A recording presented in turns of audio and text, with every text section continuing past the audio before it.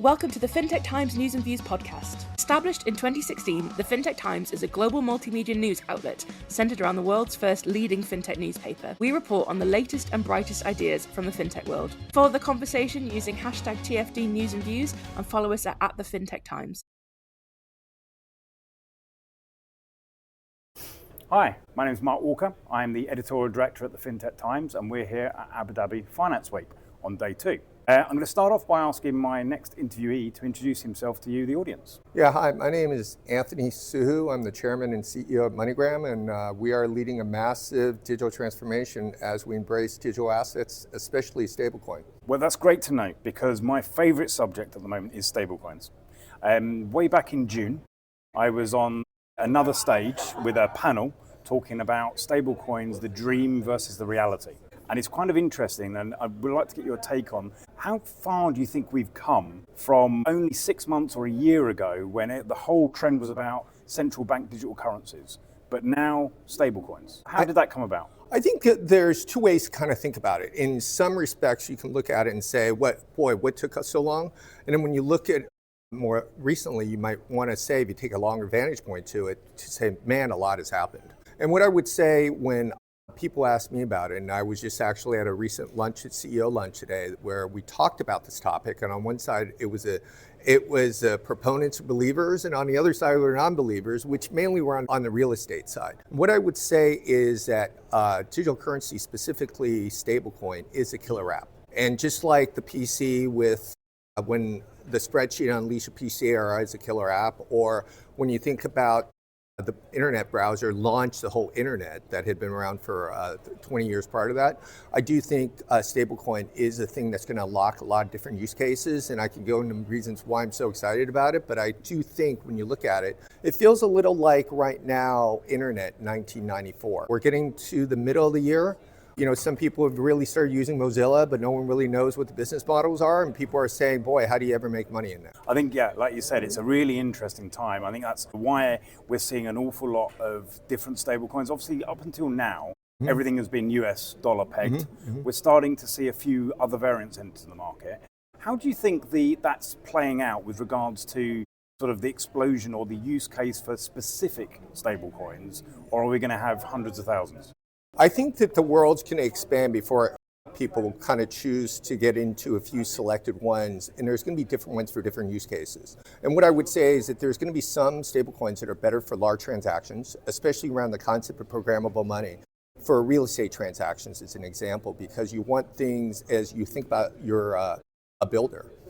What you want as a builder is to make sure that the buyer is actually going to be made whole and is good for delivering on what they say the price that they're going to pay. So, but as a buyer, you probably typically do not want to release all the funds until projects hit certain milestones. Well, in the new world of stablecoin, especially with smart contracts, it enables that. So I think that there's going to be a type of stablecoin that does that. There's also going to be other ones that I think consumers are going to want, which are really low cost, low transaction value, to allow consumers in high inflationary areas to be able to store value in a currency that they want. Right now, it seems like the currency du jour is US dollars. In the future, I'm sure, based on diversification, there's going to be other currencies that they're going to want to test. But across all of them, I think it's an exciting time right now as this stuff kind of sorts itself out. Yeah, and I guess thinking about it from your point of view as MoneyGram, where do you see yourself in that sort of play? Because obviously, you know, as a sort of a network or a transferer of value, are you going to have to deal with the idea of, 20 different stable coins that you're going to move around, or 40, or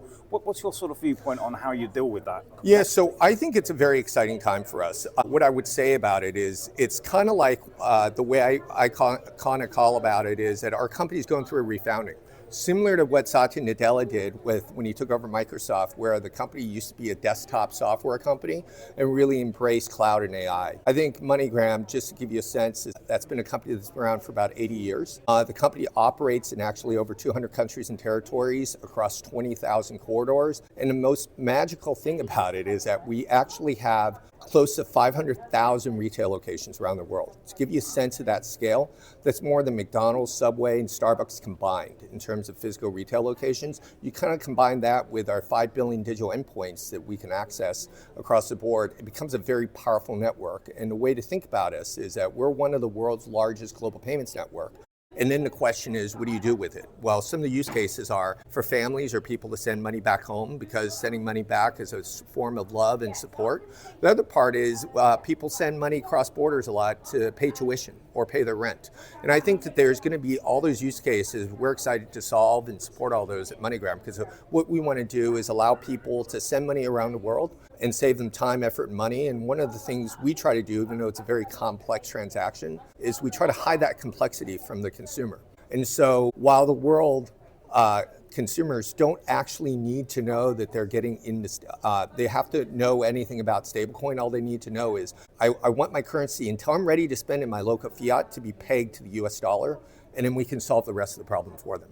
And I think then, for us, it's a magical thing because we do take all the complexities out for the consumer, and hopefully it'll drive a lot of different more use cases as we look forward. I think that's kind of interesting, right back in the original sort of creation of the Bitcoin conversations and that, there was this utopian dream that moving money around was going to be completely free of cost and completely free of friction. And I think that's probably unlikely to be the case going forward, even with stablecoins, isn't it? There's still going to be an element of needing to simplify things for an average consumer. There is, and I think that the way I kind of think about it is our inspiration for stablecoin or crypto, any of the technology we offer, is to be like Apple. Like, the more Apple touches a system, the more you think it's just part of the Apple ecosystem, but you don't really need to know in the old days how PCM CIA card worked, or you don't need to know how Wi-Fi works. It just kind of works. And I think it's going to be the same way. You want to send money to the other side. Now, some of the complexities that when you talk about costs that won't come out, there always will be FX risk, for instance, when you're trading between the two. But where digital currency actually allows us to do is probably get the cost of sending around the world to be as low as possible. And we allow that consumer on that side who receives it until they're ready to spend in their fiat currency. In the past, they had no choice. They just had to take it out in a fiat currency. They can hold it in US dollars, denominated assets, and only converted when they're ready to spend. What that does for them is it protects them against a very volatile economy they might live in. And it's also going to be a cheaper form of risk for them to hold as a result. I think there's a lot of different use cases. You can imagine a family saving just enough to pay for tuition or rent, and when they send back home, the last thing they want is, if the currency gets to value, they don't have enough to pay next month's rent. And this does away with a lot of that. Solves a lot of problems. Absolutely. And I guess sort of thinking about we can't really go too far into the conversation without talking about AI and this sort of autonomous AI agent and agentic AI. Thinking about sending money home, can you envisage a world where that is done autonomously with agents on both sides? And what role would MoneyGram play in that sort of future? I think that besides just sending money, I think the idea of agentic AI or agents that you talk about is going to open up a new day. I think everyone's actually going to have their own financial advisors or their own person that manages their money in an ethical, safe environment.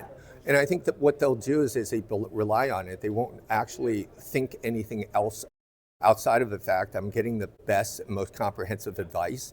So besides, let's just say, sending money, they can figure out where I can earn the best yield, where I can get the best deal on an auto loan, to when I get paid, should I actually be buying crypto or should I own Ether or anything like that. I think that that's going to open up a new type of financial advice that the world's never seen. And I think the most interesting thing when you think about this versus other technology revolutions, typically there's like one major transformation. What we see right now is convergence of both AI and digital assets all converging together. And I would say this is a thing that's like 30 years, 50 years in the making, depending on whose timeline you're looking at. But it's very exciting that it's starting to land in the feet of consumers, and I think a lot of businesses are going to benefit a lot as well. I think it's going to be a really interesting time, and it's kind of almost difficult to predict, isn't it, what the future is going to be like. But if you were sort of a betting man, what sort of thing do you think we'll be discussing this time next year? Will it be the same, or will we be at a different point? I think we'll be much more advanced. I think one of the first things is that there will be much more use cases. So as an example, we just launched our digital wallet receiver-side wallet in 7 countries in Latin America. I think that we're going to have a lot more adoption of that. We're going to have real use cases to prove out things that operate at scale. The other thing, I think we're going to look back at this era and feel like, this was like the baby digital asset era, because just like there was a baby internet, and as people evolved, they got the full internet. I think it's going to feel like that as well. So I think that when we look at it a year from now, what's going to happen is that things are going to be faster. They're much more real time. I think they're going to be cheaper, and they're going to be higher quality. And then the only question we have is, how do you scale trust? And for us at MoneyGram, we've operated for over 80 years, and that's a benefit of our brand. I think that consumers have known us for a while. We're just moving into the digital area, and we want to make sure we get there and serve our customers the best way possible. I think that's a really interesting concept. Trust in the process and trust in companies is going to be, in my opinion, one of the key things that we're going to be talking about next year, because there's going to be lots of opportunities to save a lot of money and to save a lot of things, but are you going to trust any of them? Yeah. I mean, people talk about scaling infrastructure. I think we now need to scale trust. And when you can scale trust, it goes back to the thing I brought up earlier. You're not just going to use MoneyGram to hopefully send and receive money, but there's going to be other use cases where you're going to find us useful too. Fantastic. Final question for you before I let you go. Abu Dhabi Finance Week, been here for a couple of days now. What's your feedback or thoughts of the event? You know, it is a magical time to be here. Actually, first coming from Dallas, I can tell you that last night I was able to walk around in short sleeve t-shirts. It's a lot different than back home. So first, the weather's amazing. The second thing I think I found here is just a sense of enthusiasm and optimism for the future. Even though typically I think in these crowds it's a little bit more conservative, but I think that there's a sense of the future is going to be brighter. They just don't know what it is yet. And I think it's exciting to kind of live within this and join in the conversation and learn together. And it's been just an amazing time being here, kind of talking and engaging with other folks that might have different viewpoints than me, but I'm certainly soaking it all in every conversation. Fantastic. Thank you so much for spending time with me at the FinTech Times. Thank you. I've enjoyed it.